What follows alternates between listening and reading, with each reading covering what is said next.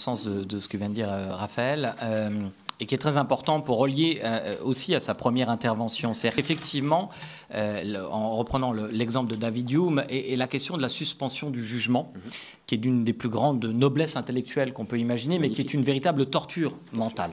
Nous-mêmes qui l'exaltons ici, dans 5 minutes, nous allons tomber. Voilà, on peut dire que tu ne vas pas me faire croire que c'est par hasard que machin était... Voilà, c'est ça. L'esprit est vraiment sur une pointe et peut retomber d'un côté ou de l'autre extrêmement facilement. Il faut en avoir conscience. Et c'est pour ça, je pense, qu'on peut effectivement trouver absolument déplorable le texte de Lordon et la déclaration de ceux qui lui ressemblent, parce qu'en réalité, c'est admettre que le conspirationnisme, ce serait un premier marchepied au développement de la pensée critique, etc., c'est en fait tenir captif un certain nombre de ces populations qui n'en sortiront statistiquement pas vraiment, en réalité, c'est-à-dire les conduire sur une des pentes en se disant, voilà, alors que, au contraire, il faudrait enseigner, et c'est difficile, mais le professeur de philosophie sera plus aguerri que moi pour en parler, il faudrait enseigner la sagesse qu'il y a à suspendre son jugement, c'est-à-dire à faire quelque chose de vraiment totalement non naturel à proprement parler. Mais je pense qu'on gagne des espaces de liberté précisément en essayant de remonter les pentes naturelles et les pièges naturels de l'intuition de notre esprit.